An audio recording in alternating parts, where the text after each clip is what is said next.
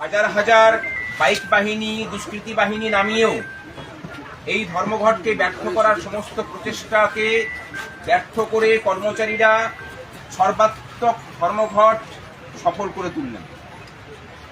শুনলাম যে সরকারের পক্ষ থেকে বলা হয়েছে নবান্ন নাকি অত্যন্ত ভালোভাবে সচল আছে।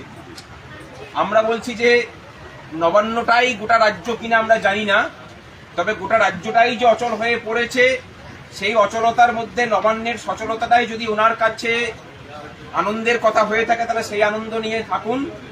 আমরা বরং রাজ্যবাসীর কাছে এই বার্তাটুকু দিলাম যে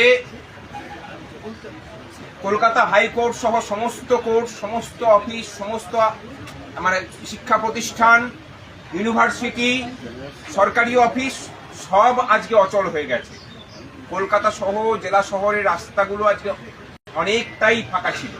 মানুষও বুঝিয়ে দিয়েছেন যে এই যে ধর্মঘট রাজ্যটাকে বাঁচানোর উদ্দেশ্যে কর্মচারীরা ডেকেছেন, তাতে তাদের পূর্ণ সমর্থন আছে।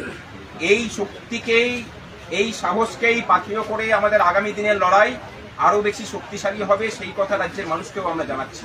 এই অপশাসনের বিরুদ্ধে কর্মচারীদের অধিকার রক্ষার যে লড়াই, যে অধিকারের মধ্যে 6 লক্ষ শূন্য পদে নিয়োগ আছে, স্থায়ী অস্থায়ী কর্মচারীদের স্থায়ীকরণের দাবি আছে, এবং সুপ্রিম কোর্টের রায়কে মান্যতা দিয়ে কর্মচারীদের ডিএ আছে। এই ডিএ শুধু কর্মচারীদের ডিএ নয়, এই ডিএর সাথে এই রাজ্যের প্রত্যেকটা খেটে খাওয়া মানুষের ন্যায্য শ্রমের বিষয় আছে। ব্যবসায়ীদের স্বার্থও জড়িয়ে আছে, কারণ মানুষের কাছে টাকা না গেলে ব্যবসায়ীদের কাছেও টাকা আসে না, মার্কেট রোলিং হয় না। এই সকল শ্রেণীর স্বার্থ রক্ষার্থে আজকের যে ধর্মঘট, অনেকে বলবেন যে ধর্মঘট করে কিছু হয় না, আমরা বলছি যে অচল হয়ে পড়া রাজ্যটাকে সচল করার জন্য আজকে আমরা রাজ্যটাকে পুরোপুরি স্তব্ধ করেছি, যাতে করে রাজ্যটা আরো বেশি করে গতি নিয়ে এগোতে পারে। আপনাদের সকলের সহযোগিতায় সেই দিন আগামী দিনে হবে। আমরা দেখতে পেলাম যে গতকালকে রাত্রেবেলায় একটা মেমোরেন্ডাম জারি করা হলো। রাজ্যের অর্থ সচিব, অ্যাডিশনাল চিফ সেক্রেটারি, তিনি এটা জারি করলেন। এর আগে তারা ব্রেকিং সার্ভিসের ভয় দেখাতেন, মামলা করা হয়েছিল, পঞ্চায়েত যৌথ কমিটি মামলা করেছিলেন, সংগ্রামী যৌথ মঞ্চের মামলাও করা আছে। সেখানে তারা বলেছিলেন যে এই মামলার নিষ্পত্তি না হওয়া পর্যন্ত আমরা ফার্দার কোনো নোটিফিকেশন দেব না। তারপরেও এই নোটিফিকেশন দেওয়া সম্পূর্ণ বেআইনি, এবং আমরা এই বেআইনি নোটিফিকেশনকে আজকে আপনাদের সামনে ছিঁড়ে ফেললাম।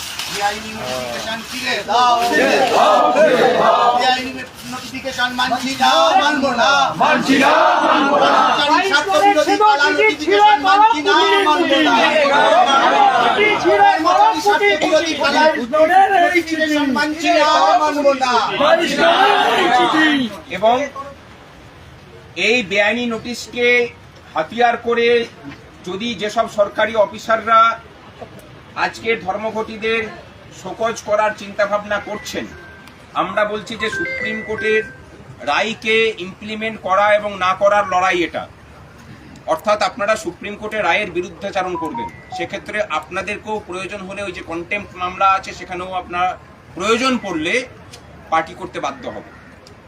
সুতরাং এটা মাথায় রেখে দেবেন, এটা কোনো হুমকি দিচ্ছি না, এটাকে যেভাবে নেওয়ার আপনারা নেবেন।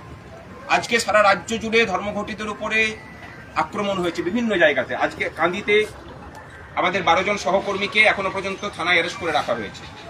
যে অনুপ্রাণিত পুলিশ কর্মীরা এই কাজটা করেছেন, আমরা তাদেরকে তো সময় হলে দেখবই, কিন্তু যারা কাজটা করেছেন তাদেরকে ছাড়ানোর কাজটা আগে আমরা করি, তারপরে বাকি কাজটা